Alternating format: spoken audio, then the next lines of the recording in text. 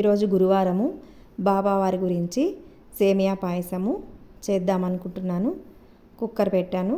అందులో 1/2 table spoon నెయ్యి వేశాను. ఇది ఆవు నెయ్యి. నెయ్యి కరిగిన తర్వాత 1/2 కప్పు సేమియా వేశాను. ఇది రోస్టెడ్ సేమియా కాదు, అన్రోస్టెడ్ సేమియా. అందుకే నేను మళ్ళీ నెయ్యిలో వేపుతున్నాను. రోస్టెడ్ సేమియా అయితే మరి అంతగా వేపాల్సిన అవసరం ఏమీ ఉండదు. అన్రోస్టెడ్ సేమియా కాబట్టి కొంచెం గోల్డెన్ బ్రౌన్ వచ్చే వరకు కొంచెం రోస్ట్ చేసుకొని అందులో 1.5 కప్పు వాటర్ని యాడ్ చేస్తున్నాను. ప్రతి గురువారము చేస్తానని ఏమీ లేదండి, నాకు అవకాశం ఉన్నప్పుడు చేస్తూ ఉంటాను.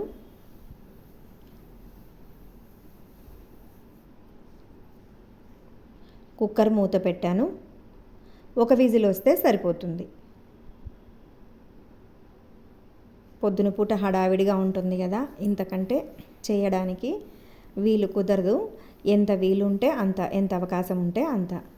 బాదము, జీడిపప్పు ఆ పరికరం పనిచేయలేదు. నేను మళ్ళీ సపరేట్గా కట్ చేసి తీసుకున్నాను.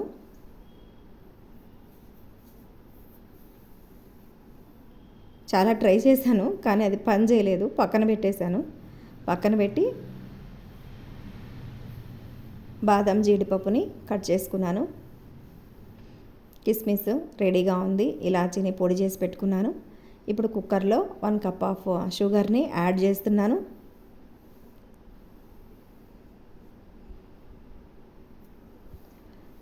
షుగర్లో కూడా ఇప్పుడు సేమియా కొంచెం ఉడికింది. ఒక 2 to 3 మినిట్స్ సేమియాలు షుగర్లో ఉడికాయి. అంటే సేమియా షుగరు మెల్ట్ అయిపోయి సేమియా కొంచెం సేపు ఉడికింది.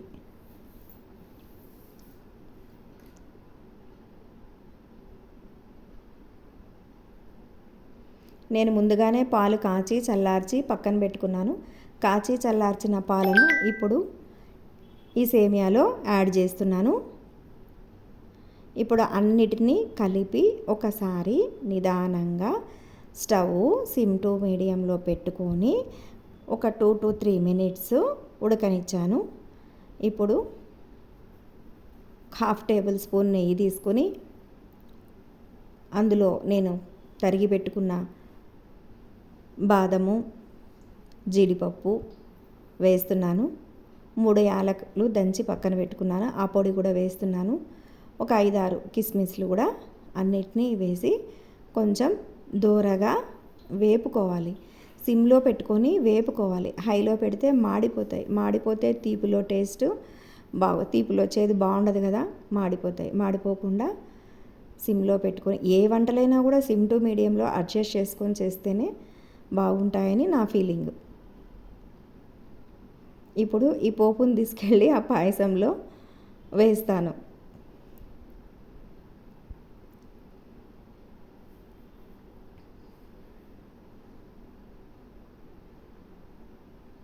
ఇప్పుడు బాబావారికి నైవేద్యం పాయసం రెడీ అయిపోయింది. నేను బాబా బౌల్లోకి షిఫ్ట్ చేసుకున్నాను. థ్యాంక్